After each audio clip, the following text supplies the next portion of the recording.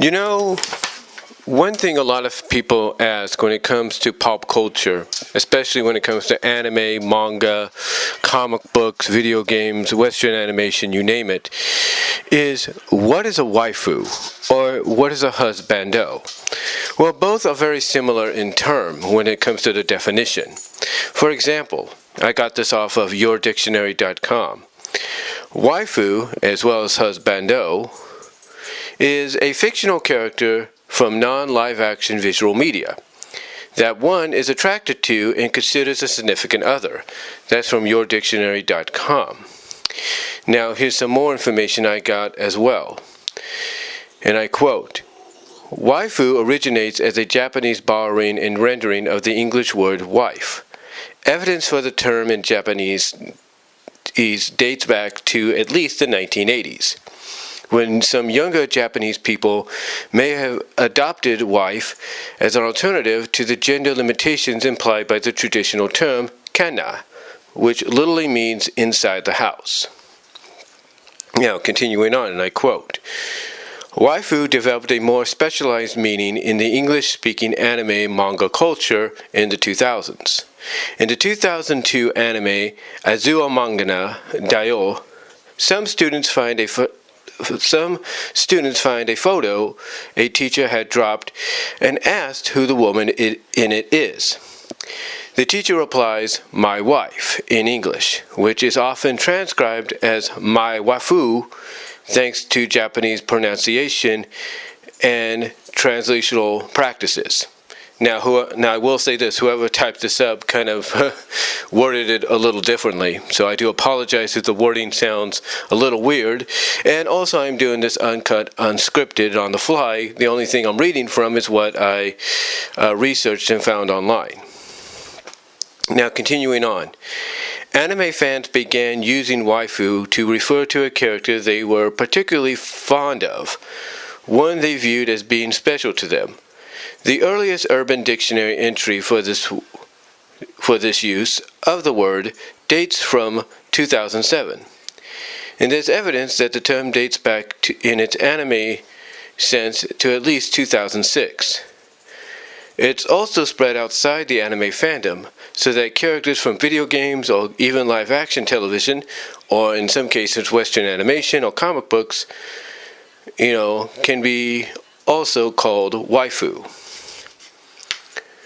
Now, again, I do apologize for the pronunciation. I'll provide everything that I've copied and pasted onto WordPad, the information that is in the description, so you guys can read it yourselves. Now, continuing on with the information I found, who uses waifu? The male equivalent of waifu is husbands. However, this likely isn't taken from an actual Japanese loanword, as the Japanese borrowing of husband is hazu. In anime and related otaku, in anime and related otaku culture, waifu can be used with various levels. Hold on while I turn the page here. It's a 2-page deal, or a page and a half, that is. Hold on, what was I? Oh yeah, sorry about that. In anime and related otaku culture, waifu can be used with various levels of intensity and is subject to various degrees of ridicule or criticism. Some fans might casually call the favorite female character in a game or an anime or animation the waifu, but others are more earnest about it, viewing the waifu as a part of their life. For these people, their feelings, even though they're well aware the character is fictional, are serious. Body pillows, Rishin figures, and other merchandise are popular with those who feel this way about their favorite character. A character who is intentionally created to be lovable, perfect, and generally attractive to the viewer can be referred to as waifu bait on the model of words like jailbait. And again, I do apologize for mispronouncing some words or stumbling on some words. It's just the way a lot of these were like I was saying, just a lot of these articles that I copied and pasted some of the information from were worded differently or typed up differently. I don't know if people just typed them up on the phones or typed them up on the computers and used audio correction. I don't know. But again, I will provide the information in the description so you guys can read it yourselves. But when it comes to a lot of what you hear there, basically Husbando and Waifu are in that same category of everything that I just read. These are characters that are looked at as being attractive, beautiful, eye candy, you name it. And particularly the fans of these characters become fond of. Now, before you say anything, you might say, well, waifus are only for the male fans of them, right? Not really. Waifus are actually considered for both genders. There's a fan online here on YouTube for one of the anime channels, or anime channels dedicated to the dakimuras. They're the Japanese term for a body pillow. They are, she actually uses the word waifu when she describes the pillow that she got for her, dakimura pillowcase with an anime manga character on it.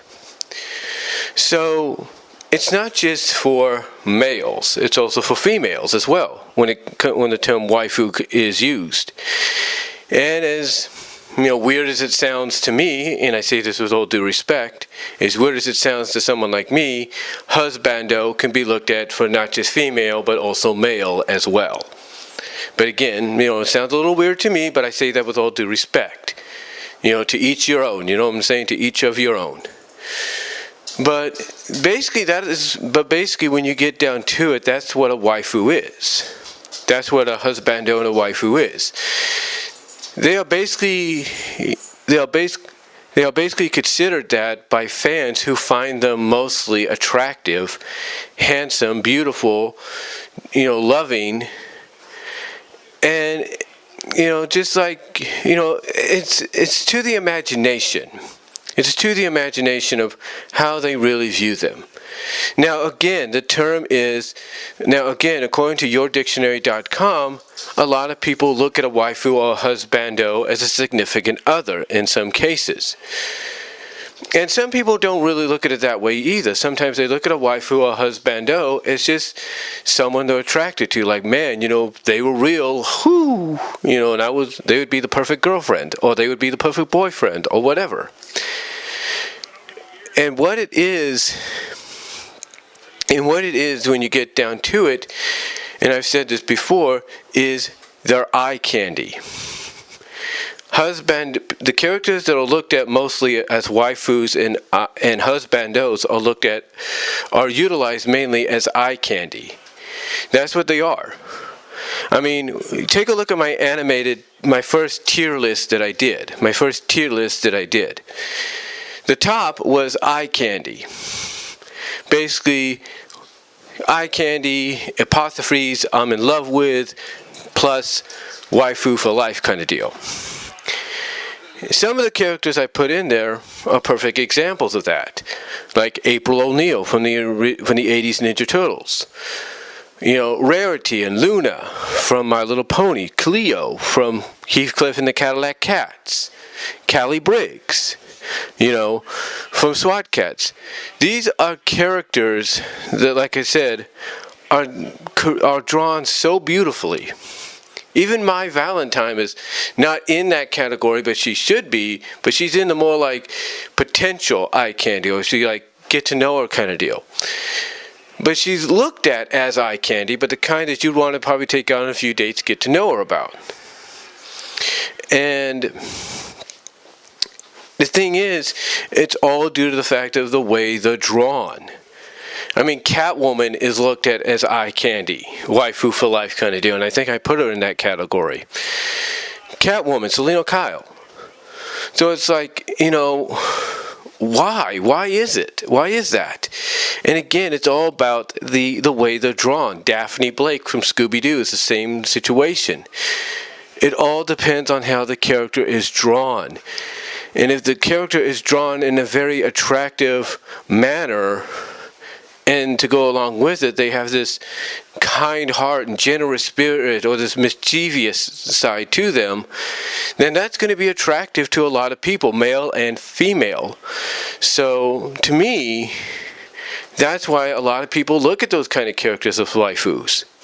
That's why if you look at the male equivalent, there's male characters across the board that women would look at as perfect examples of husbandos. Not that I can name many, but you get the idea. So in the end, when you think about it, that's mainly what a waifu and a husbando is. They basically are the same terms used for waifu are associated and used for husbando. Everything that I just read, and you'll see it in the description. Basically, everything that's utilized, to describe what a waifu is, the same could be said for husbando. And is it weird? Now here's the thing, is it weird? Is it unusual? Is it kind of like, this is a thing kind of deal? Yeah, it might be weird to some people. It might be like a little unusual, and yeah, it is a thing.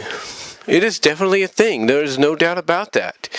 You can't go to a convention, pop culture convention like San Diego Comic-Con, E3, New York Comic-Con,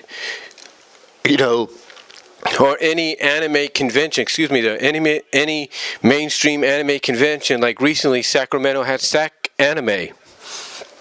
You can't go to any of these kind of places, cosplay events, conventions, whatever, and not see somebody, creatively bringing the waifu or the husbando with them, even if it's just like a stuffed figure or whatever. So, yeah, it might be weird to some, it might be unusual, but it's a thing, and it's basically around because of pop culture.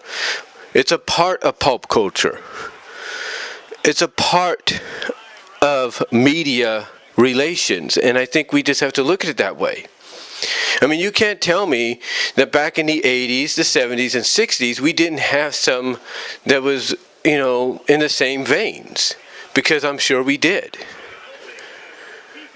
I'm sure we did. I'm sure we had a similar term or so, or several, that could be related or attached as being the ancestor to the term or the word waifu and husbando. I'm sure there was some words or slang or whatever they want to call it that was used. And if there was, and I'm pretty sure there was, in my opinion, then obviously it's been part of pop culture for the past 50 years.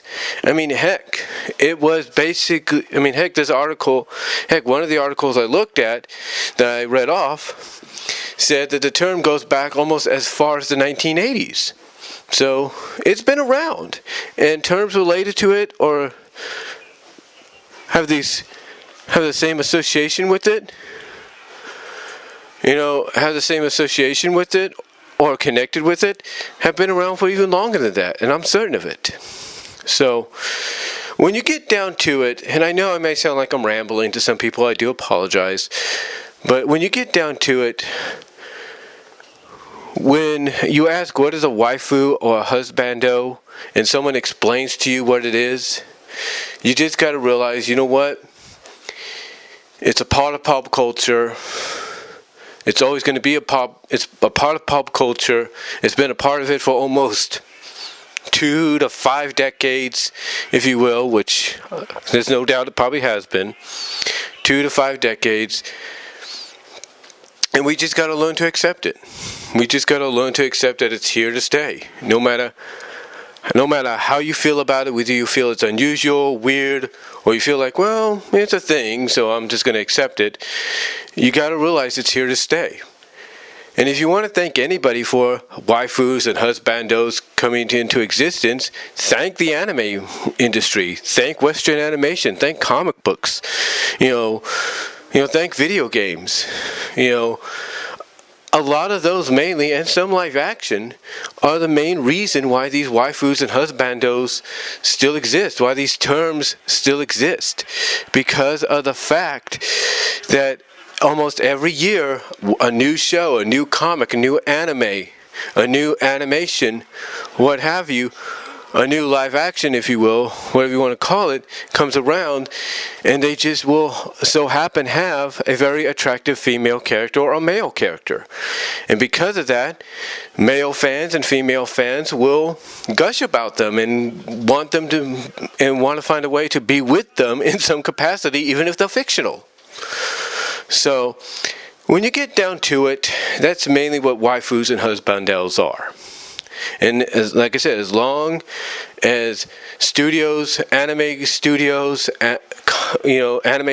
create anime with these kind of characters, animation studios create, Western animation studios create shows with characters like this, comic books are published with characters like this, video games are made with characters like this.